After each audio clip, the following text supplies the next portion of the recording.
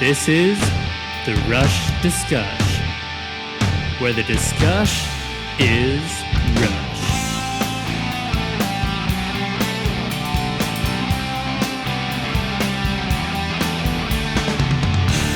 Hello and welcome to the Rush Discuss. We have a wonderful surprise for you today. It's not really a surprise because we told you about it last episode, but we have a great interview today with a couple guitarists just from the Rush fandom. It's pretty sweet. We actually had someone email us, say, hey, I'm a guitarist. If you haven't filled in that spot, I'd love to come on. And he was the lucky winner. He got to come on, and his name is Dennis. And then we had Vicki, who she recently had a feature with Rush fans on her Rush roots. So go check that out. It's a great video. She's a great person. But this episode is just going to be us talking to them and digging in deep about guitar in general, and then specifically what Alex Lifeson has brought to the table as far as guitar is concerned. Hope you enjoy it and have a great time. All right, welcome everybody. We've got two special guests with us today. We have Dennis Strank and Vicki Hudson. And cool thing, Dennis, he actually reached out to us just based off of our episode where we asked for people, which I think is great. And then we had Vicki, who was recommended to us by Ryan over there at Rush Fans. He always has our back there. So we'll just go ahead and dive right in. If you guys want to go ahead and introduce yourselves. Vicki, if we can start with you, just go ahead, tell us a little bit about yourself, how you started playing guitar, what got you interested in becoming a musician. Yeah, so hey everybody, my name is Vicki Hudson. I'm based out of Atlanta, Georgia, and I'm the lead singer in the Rush tribute band, The Spirit of Rush. And Alex is my musical hero of all time, so I'm really excited to be on this episode. As far as how I got started, I actually grew up in LA in the 80s, which meant that I was literally surrounded by music all the time. You could walk down Sunset Strip in Hollywood on any Friday or Saturday night and just hear one incredible band after another. So all of my immediate family are musical. So I was kind of marinating in music in the house. And I had a relative in a couple of bands in LA. So I was kind of growing up going to see Tom Petty and Bob Dylan and of course Rush and REM and Joe Satriani. So I can't exactly explain why I was drawn more to guitar than any other instrument, but I always was from day one. That's the first thing I would listen to in a song. And to me, guitar is a soaring instrument. It's very uplifting, and it kind of lifts me up with melody. So I started playing acoustic at age 17 and added electric sometime later, but I really got into electric when I turned 40 and played in a couple of groups doing hard rock before I became the singer for The Spirit of Rush. Oh, awesome. That's awesome. Yeah, and you brought up some cool stuff that we'll circle back to, but we want to get to Dennis. Go ahead and introduce yourself. Same question. Okay. Yeah, I'm Dennis Strank. I'm in Milwaukee, Wisconsin. And, I'm actually kind of jealous that you grew up in LA in the 80s because, growing up in the 80s like that, I probably listened to a lot of the same bands that you got to see in person. And so the draw for being a guitar player was always there. But I never really did it. Like I don't have anybody. Well, I didn't at the time, anybody in my family that was musical, although my youngest sister, she's 10 years younger than me. She eventually started playing piano and got really good at it. And so that was a bit of an inspiration for me. And then once I really got into Rush, that was my, and listening to what Alex was doing, that was really my inspiration to learn to play the guitar. I think I was like 21 or 22 when I started. And that was, like I remember going and like starting guitar lessons and things like that, and going to the teacher and he's like, oh, what do you want to learn? And I'm like, Rush. That's it. Easy. Like, Yeah, he's like, okay, that's a little much for a beginner, but we'll work on it. So it's just, yeah, for years it was just that's all we did. Every week we worked on just Rush tunes. Oh, that's awesome. That's awesome so cool. teacher. Yeah. So then what were you guys' first Rush tunes that you started playing? For me, it was Passage to Bangkok. So kind of similar to Dennis, when I got a new teacher, when I was playing, really getting more into electric guitar, he said the same thing. What do you want to learn? And I said, Passage to Bangkok. And so he taught me that. And he also encouraged me to make up my own solo for it, because that would sort of expand, my ability to improvise. Oh, so, yeah. Yeah. So that was fun. Yeah, the first Rush song I could play was Fly By Night. But I think A Passage to Bangkok was probably, it was one of the first ones, maybe second or third. Yeah. And that's just a really cool riff. It is. Yeah. And it's not that difficult, but it sounds so amazing. It's, I think that's why guitar students are drawn to that tune. Yeah, for sure. That Fly By Night was actually the one that pushed me over the guitar edge as well, and got me playing. And then same thing, Passage to Bangkok was another early one that I learned. Just for what you're saying, those are just such great riffs, and they're just so fun, and they aren't as intimidating as his other stuff. Absolutely. Trying to play Spirit of Radio, the intro riff, was much more challenging. Yeah. So you brought up something, Vicki, with that you said you mainly played acoustic until you started playing with a band. Now, is there that big of a difference between playing acoustic and electric? Oh, yeah, definitely. What I found was that I was playing acoustic and just kind of playing in my house. And I went to a couple sort of coffee houses and tried to do the whole solo acoustic thing. And honestly, I was bored out of my mind. I thought, this is ridiculous. I don't want to do this. What I really want to do is make windows rattle and glass shake and pictures go crooked on the wall. And I want to do that with other people and collaborate and feel the energy of a band. So I started going out and doing open mics with electric guitar. I think the main difference is, for me, was capability to do so much more. Acoustic is sort of limiting, and Alex would probably disagree with that because he does a lot of writing on acoustic and so on. But for me, just the ability to get all those different tones and have some pedals thrown in there, and it just, I don't know, it gave me so much more, many more options. And it's also easier on the fingers for beginners. So, a lot of folks start playing guitar acoustic and they give up because it can be painful on your hands. So, yeah. That's actually something. I'm actually a violinist, and so my hands are used to strings, but then through the years I had an acoustic and electric, and still I'm a baby. I'm like, this hurts. I will play the violin all day long, so I've always had so much high respect for guitarists. It does. Who just build up those calluses. It's not for the faint of heart, is what I tell people who, when they first start. I'm like, you're going to kind of sound bad for a while, and that's okay, Right. Yeah. Is there anything that you would add with your experience, Dennis? I started on electric and got into acoustic later because I wanted to learn closer to the heart. So you've got to have an acoustic guitar. But yeah, I feel like the acoustic is less forgiving than an electric. It's if you make a mistake, you can really hear it. Where with an electric, you can cover it up with some distortion or just, volume.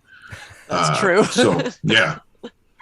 But yeah, that's interesting that you bring that up about the strings, and hurting, because I think a lot of people do start on acoustic because they think it's going to be easier, and it probably should be the other way around. I agree. That's true. It really should be, especially steel string acoustic. The nylon strings maybe a little bit easier, but yeah, many a person who I've heard has been interested in guitar, but then they kind of give up after like a month because they start doing bar chords and they're like, oh no, Oh yeah. it's Oh. painful. It doesn't work out. They Mhm. get frustrated. So now, for people who don't understand music lingo and stuff like that, what do you mean when you say bar chord? Yeah, so a bar chord is where you are actually barring the whole neck with your index finger and then creating the other parts of the chord with your other finger. So you're barring the whole five or six strings, depending on the chord of the neck.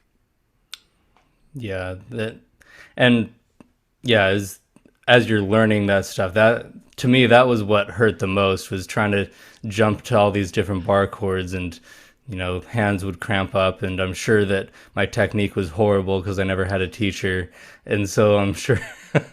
um, Now, do either of you guys teach guitar, or do you mainly just play with groups, or what's your main, I guess, role in the music world as of right now?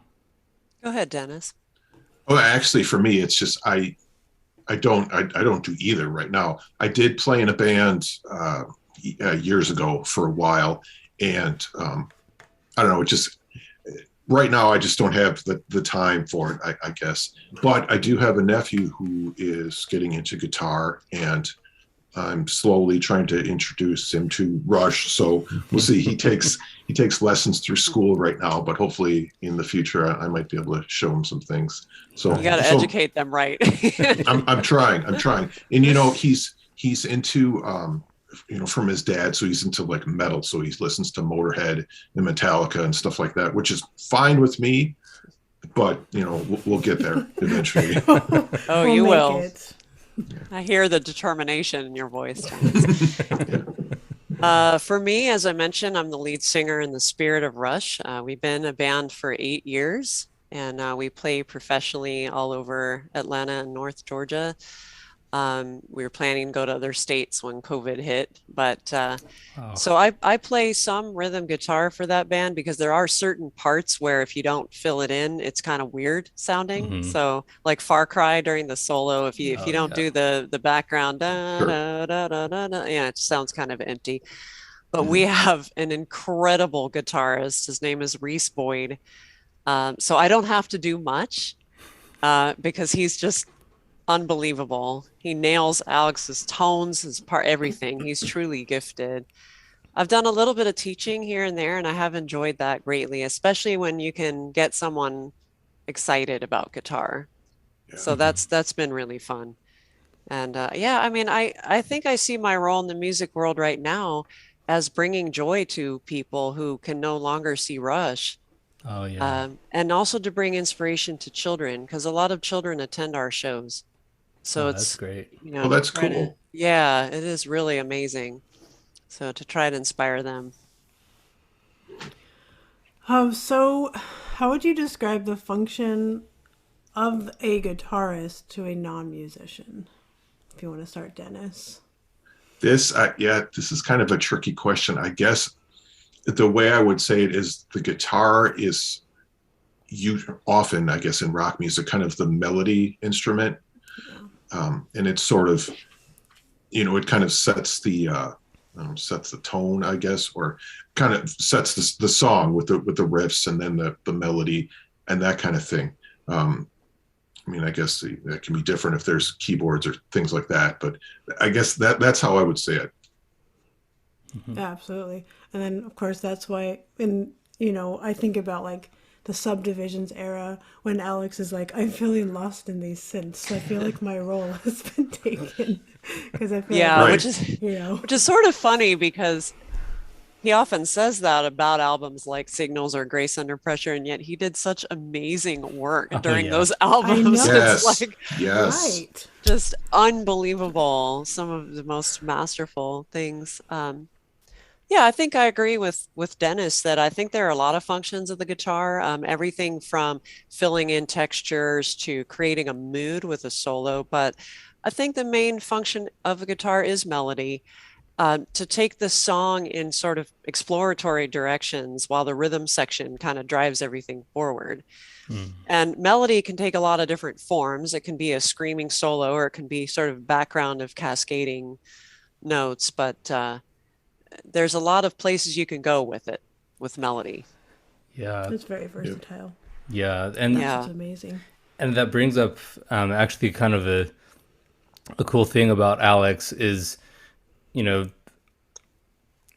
like you said, a lot of the really, I think, groundbreaking stuff that he did came because of the synths, because he had to find a way to add texture to the song without stepping on the toes of the synth.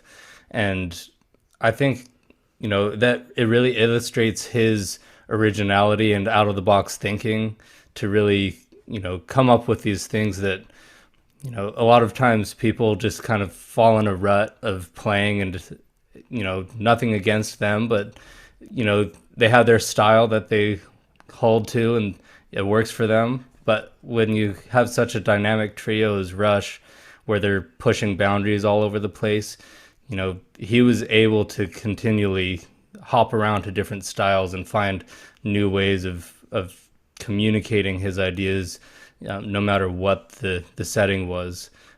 So that for me was what sets Alex apart from other guitarists. But in your guys' opinion, what has Alex done that you really feel has set him apart? Dennis, do you want to start or do you want me to? Go ahead. Where do I even begin? I was like, she's bursting at the seams. I mean, I had to hold myself back with this one. For me, there is no better player in the world than Alex Lifeson. He is the perfect combination of creativity, tone mastery, and technical chops. He's got all three in spades. And the things that he invents, kind of to your point, about his out of the box thinking. And I love the way you phrase that, because I think that's the perfect way to say it. But it's not just his mind blowing solos, of course, it's all the things, like you said, that he is doing underneath. So Distant Early Warning comes to mind. One of my absolute favorite Alex Lifeson moments is when Getty is singing Cruising Under Your Radar, Watching from Satellites. And if you listen to what Alex is doing underneath that, it is just a pure moment of genius. He's doing these little sort of, I don't even know how to describe it. It's just perfect. The other thing that I think sets him apart is his tone. Like, he has this very soaring quality, and it's really like making the guitar sing. And you couple that with his ability to smack you in the face with his butt-kicking riffs. You have the best guitarist in the world, because he can do both. He can give you a moving solo like Mission, and then he can give you the solo in Anthem. I mean, you think about those two things, and you can't believe it's the same guitar player. So let me pause there, because I could go on and on. That was great. Yeah, no, I totally agree. I mean, I tell people that Alex, you can hear the entire history of rock guitar in Alex's playing. Oh, yeah. Because if you go back, to the beginning, you've got, the Jimmy Page, the Jeff Beck, Jimi Hendrix, that kind of stuff, Pete Townsend, getting to the 80s, you've got, the Police and the Cars and that kind of influence. Get into the 90s, you can hear Soundgarden, Alice in Chains, the sort of grunge stuff or whatever. It's all in there. And then he takes it and he interprets it and makes it his own. And I love that about him. He, some guitar players will have their sound, and they'll, it's a Les Paul into a Marshall stack, and that's it. And that's all they play for their entire career. And Alex, he changed types of guitars, types of amps, every single effect you can think of, all of that stuff. He was constantly experimenting with his sound and his tone and different techniques. And I love that, because you can, for me, it was, when I wanted to learn a new technique or something, I could probably find a Rush song that he had done that, and I could learn that from him, whatever it was. Well said. I love that point you made about the history of rock. That is so true. Yeah. Great point. That's Thanks. something that is so satisfying about listening to the entire discography is Hmm. hearing that progression. I mean, all of them, obviously, as musicians, from the very beginning to Clockwork Angels, and the progression of them evolving and Yeah. learning and Yeah. growing as musicians and people. It's Hmm. Amazing. you just wish you could like tell people like go listen to Rush, but they're like, I don't like Rush. I'm like, but you don't understand. Yeah. I know they don't understand. No wonder they Yeah. don't understand. And Nice. it's crazy Yeah. to me because it's like I honestly don't know of a better band that encapsulates what progressive rock should mean.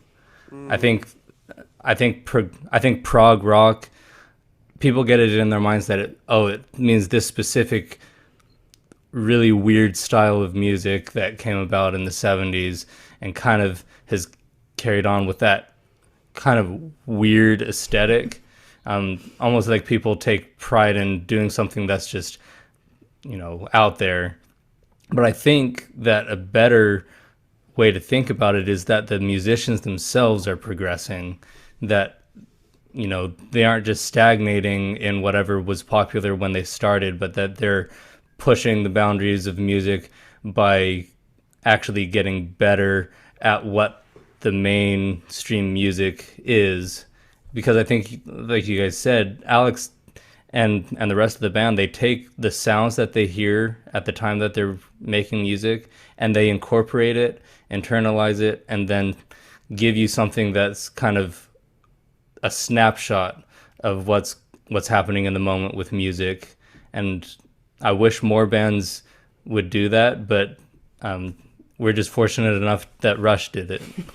That is Right. so well said. Wow. Hmm. Progressive taking on a whole different definition. Yeah. Yeah. Wow. Great point.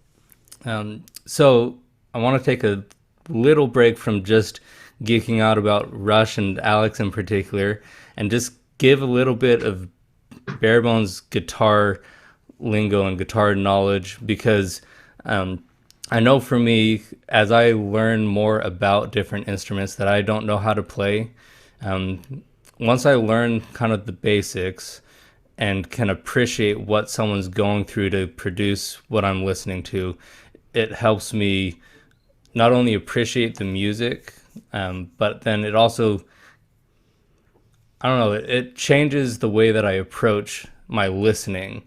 And so I kind of want to be able to do that for people who don't really know much about music, who don't know much about the guitar. Um, so I guess a good place to start is what are scales and why do they matter? Do they matter at all in terms of guitar? Dennis, do you want to take that? Yeah. I mean, it's. I think they do matter to a point. So it's a scale is, it's a series of notes within a particular key, and they're hmm, how do you say it? Those are the notes that you should play in that key. Although you can sometimes bend those rules, and people often do, and Alex does, of course. So it's those they're important to learn, and not only so you know what to play, but you also know how. Then once you learn those rules, you learn how to bend them, and they're important, especially for like a beginner guitar player. They're good like practice exercises to run up and down scales. But I think there's a danger with those too, because then you kind of get locked into those boxes or those patterns, and running up and down a scale isn't really music. You have to know what to do with the scales that you learn. So you need to learn how to, I guess, apply it to make actual music with it. I don't know. Great Is point. that does that make sense? Yeah, that, Yeah, totally. Yeah. I think it also depends on the person, like our guitarist is like a prodigy. I mean, he was playing like Yes songs when he was 8 years old. Um, like, I Wow. mean, literally, he's a Jeez. prodigy. And so I think for him, scales probably didn't ever matter that much because he can listen to something once and play it by ear. mhm. Um, but I think that's more the exception than the rule. And I think Dennis is exactly right that, once you learn scales, you can, it does help most people to become more expressive, because otherwise you might just be noodling around on the guitar and you don't really know how it works. Some people Mhm. have that Mhm. instinct, and I think Alex is one of those people that, he kind of plays mostly by feel. And if you, Yeah. I've heard interviewers ask him like, so what is that, the Locrian mode of the whatever? And he's like, I don't know. Maybe. but Yeah. I think for the average guitar player, and especially newer guitar players, for me, it helped me just to become more expressive, because once I knew the patterns, I could go, oh, I can invent something. I can create a solo instead of just copying other people's solos. And then once Mhm. you know it well enough, you can start, like Dennis said, breaking those rules. Um, and I think Alex made more use of modes than scales. And modes, for those listeners who are not aware of what that is, means it's where you start in the scale. So maybe if you start playing the scale from the second note in the scale versus the third, it gives you a different flavor, like a different feel. So if you start playing at like the third note of a major scale, it gives you like a Spanish feel. If you play, and that's what modes are. And he seems to make a lot of use of those, giving Yeah. giving us sort of the feel of, during a YYZ, that's a particular mode, and he's probably not even aware that he's doing that, but that's why he's amazing. Yeah. Yeah, That's very true. Like I remember learning when I was taking lessons and we are trying to learn some of the guitar solos, and my teacher, he would be like, okay, this is in this key, and so this is the scale that you would use, and then we would look at the tab or the whatever notation and be like, okay, that's not in that scale, that's not in that scale, that's not in. He was, Yeah. but it sounded great. So I think you're right. He just plays more by feel than actual, by, I guess, theory. Mm. Yeah, and I've also noticed that sometimes his Serbian roots seem to come out, just, that there are certain modes that he seems to Oh, gravitate toward, I think even unconsciously or consciously, because of his roots. And I noticed that too. My heritage is Eastern European, also Oh, Eastern European Jews, and there, that sort of Hebrew music and the Eastern European music for Jewish people is very similar to some of the sounds in like songs like YYZ, or the Anarchist. The solo in there is kind of that, also that sort of yeah, you know Middle East or Eastern European flavor. So he's just, I think, naturally bringing some of that into his playing. that's interesting. I hadn't thought of that. I like it. Yeah. That's good. Yeah. It's something I identified with right away, I think, because it's the Mhm. music I grew up listening to, when we went to synagogue or whatever, you'd hear that music. So, yeah, yeah, and I love the idea that you're bringing up with these music theory things, that they do have a role in understanding music, but I think sometimes people put too much emphasis on Yeah, trying to break down a song and really analyzing, and what did they do and did they mean this, and when I think, especially for guitarists, I think there's kind of that music joke and stigma that, oh, guitarists never learn theory because they just don't, they're not capable or whatever. But I think that, I think where that's kind of coming from is the idea that to be a successful guitarist, to really bring something to the table to a song, it requires not just getting so rigid about the rules. It's taking your knowledge and taking your skill and technique and being able to just emote through that. And so I think you have much more interesting solos, much more interesting ideas being portrayed when you don't just try to stick to the rules, or don't just try to make it about the rules. Because I think the tools are useful for teaching and for understanding. But I think, like you guys have been bringing up, the real beauty of the music comes when when you know the everything so well that you can just express it. yeah, that is so true. yeah. Mhm. Which is what's so incredibly impressive about Alex is that he can do that, but with flawless technique as Yes. Right. well. Because it's all of Preach the it. things have to be combined. Because I went to music school. I have a degree in music, and that was something we talked about all the time in lessons. Is like, yes, please emote, please make it sound like you care, but if it has no technique, also it's not gonna be good. That's it's true. Like and that's Yeah. what's amazing about Alex is that he does that flawlessly. All of those things. Yeah, if you listen to him play like the solo from the Analog Kid, that thing is so fast and there are so many notes in it. And yet, every single time I've heard him play it live, it is played flawlessly with so much articulation, meaning you can hear every note in it. So, and there's tons of emotion in it. It's fast and furious, and yet it is so well played.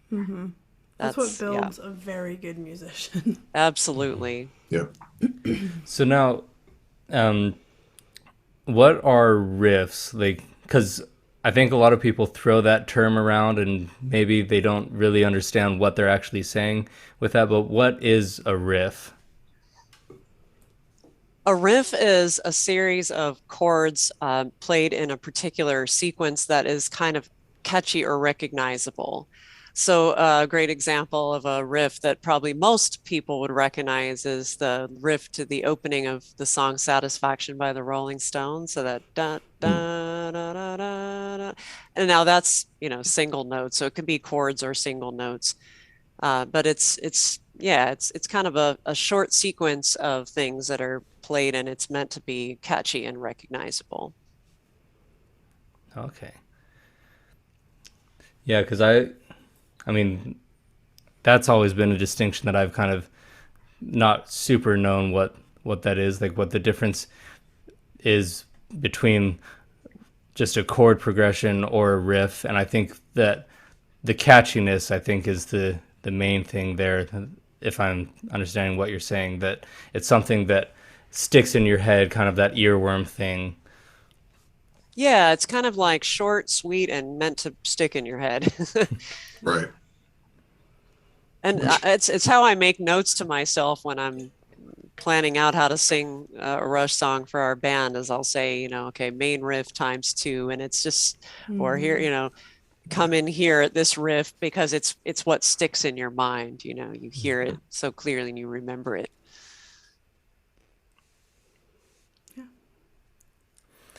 So now, because we're breaking down the instrumentals in this bracket, and what I really want to know is there a difference if you're playing a song that has words in it versus one with no words? From a guitarist perspective, either if you're writing a part to it or if you're just playing, what are some of the biggest differences in playing music with and without lyrics? I think probably the biggest one is, if you've got a song with lyrics, the vocals are the melody line. And without that, you've got to, and not every instrumental, but most of them will have some kind of melody line that would take the place of where the vocals would normally be. And you hear that in a lot of, YYZ has that, La Via Strangiato has that, most of them have that. And so I think that's really probably the main difference from my perspective, although I don't think you really always need that. That's interesting. Yeah. I think for me, I find more freedom personally in just doing instrumentals on the guitar. So I used to be in a band that did Rush covers before Spirit of Rush. And I was actually playing Alex's role and singing Getty's vocals. And it was really hard. Yeah, I bet. It was really difficult. And I could do it for like 2 years. That was about it. And then I was like, okay, I can't do this anymore. I need to pick one or the other. I don't know how Getty does it with the vocals and the bass and the keys and everything. I kind of prefer to do one thing at a time. I just feel that it gives me a little bit more freedom to really focus in on one or the other. So that's the difference for me. Wow. Yeah, it is pretty incredible how proficient they all are of taking on different roles. Because I mean, even Alex from time to time will play different things while he's playing guitar, and so the fact that they're able to emote just as well as if they were only focusing on that one thing while doing many things is it's so impressive. Yeah, we don't really entirely understand how they do that. I mean, there's four of us. It takes four of us to do what Rush did with three people. And our guitarist plays synth pedals. And so does our bassist, and he plays keys and bass and sings backup. And then Reese plays guitar and synth pedals. And I'm like, the singing's about all I can handle. Right. And the singing's not easy either. Oh, it's ridiculously hard. It's like the most interesting melodies ever. And just when you think you know a Rush song really well, and then you have to sing it and carry it yourself, you find out the hard way that there are a lot of things you didn't know about that song. You know, you listen to it 1,000 times and you sing along with the CD and you think, oh, no big deal. I'll just get up there and sing it. And you realize there's a lot of weird timing that you didn't. Yeah, you're like, oh, wow, it happens 3 times here, but 4 times over here. I didn't realize that. It kept it interesting at all times. Yes. Yeah. It's never boring. That's for sure. Yep. All right, so we're coming up on the end of our time for this discussion.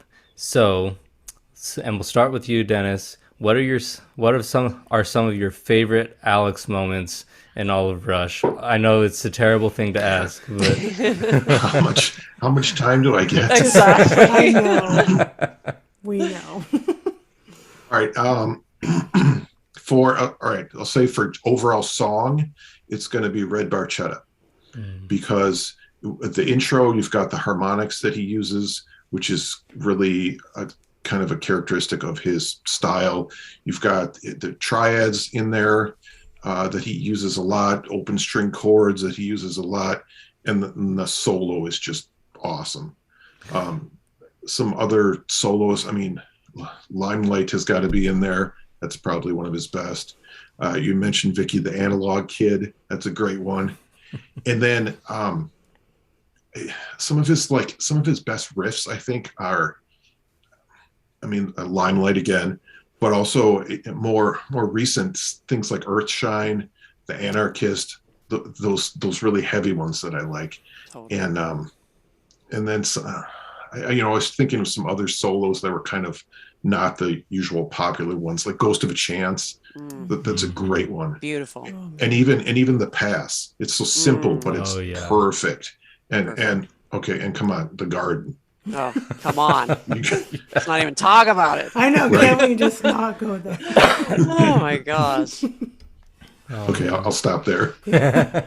Those are awesome. All right. What about you, Vicki? I know. It gives you a headache trying to choose, right? Right. Okay, so I'll start out with 3 words: Between the Wheels.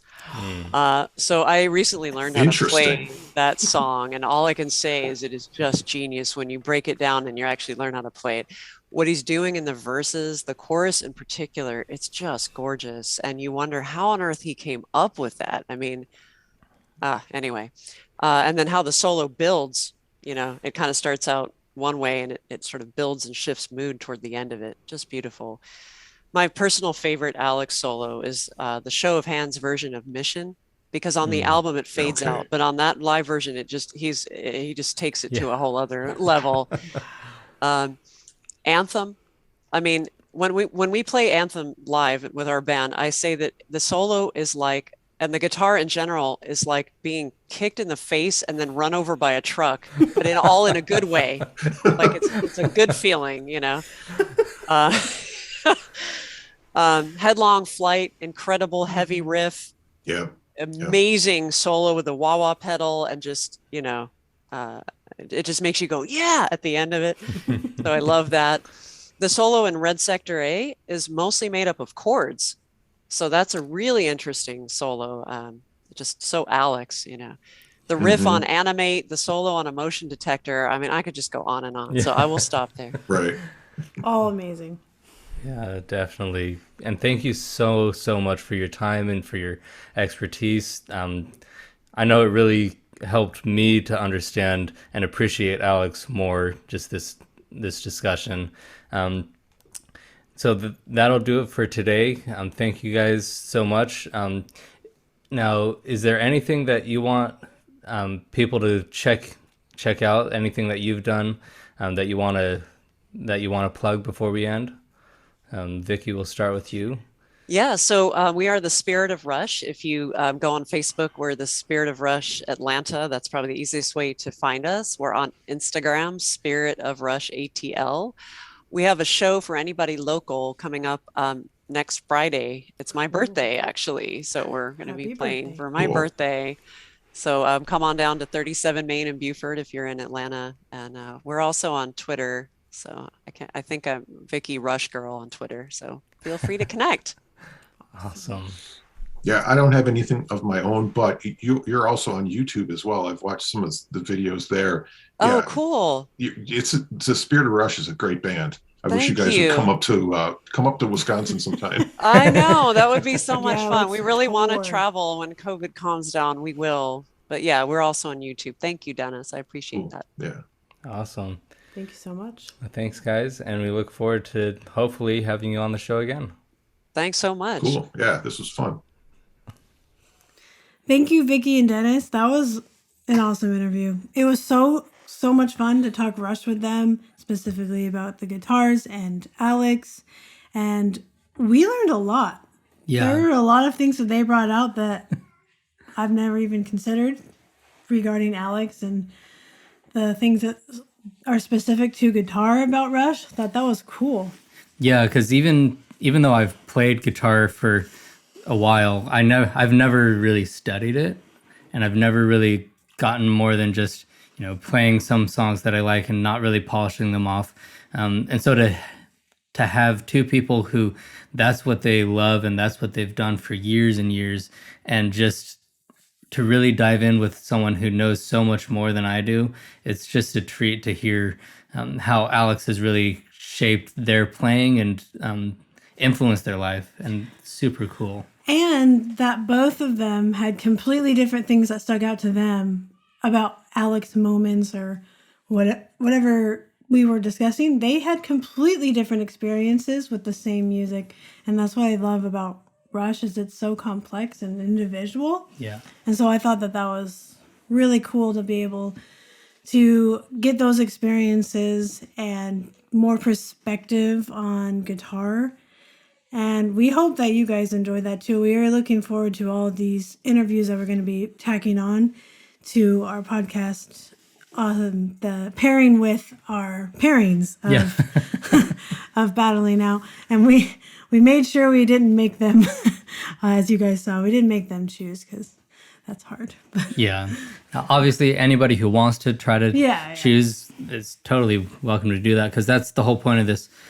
That's the whole point of this podcast, is just discussion, being able to have civil and lovely discussions with people who love Rush, and not have to constantly make it a contest, but just being able to share insights, share the way that Rush has impacted our lives. And I've really, really enjoyed this discussion that we had. And then next week we have a discussion with bassists that we're going to do the same sort of thing. And then the week after that, we'll have a discussion with drummers, which already Junk Drummer TV, YouTube, he's got that episode out. He's got the full discussion there. Obviously, we'll have more stuff to add, and we have more things that will be in our episode. But definitely go check that out. He's a great guy. Had a wonderful conversation with him as well. And we hope to be able to keep bringing people on and have these sorts of discussions, because I really think it expands everyone's horizons, because everybody gets to pitch in and we get to think about the impact these songs have had, not just in a music context necessarily, and see how it's impacted other people's lives. And I really felt like there were some moments in this discussion where we got to see how Rush has impacted not just the musical stylings of Vicki and Dennis, but also has shaped their lives. And it's really powerful when there's an art form that can do that. Yeah, and we look forward to hearing from more of you. If you think you have a perspective or experience that you think would add to the Rush discussion in future interviews, we'd love to get an email from you, and we'll see what we can come up with. And then, so for our second episode this week, for our actual pairing, the battling of the songs, what is our pairing this week, Adam? So we've got the instrumentals Limbo and Hope. And we will have Vicki and Dennis back on.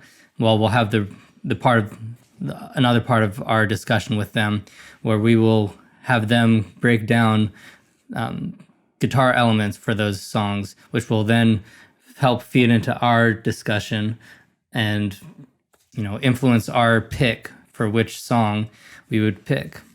Yeah, we look forward to that. I mean, that's funny to say because it's always hard to choose, but it's always a fun discussion, and we are so glad to be back with you guys and look forward to more episodes.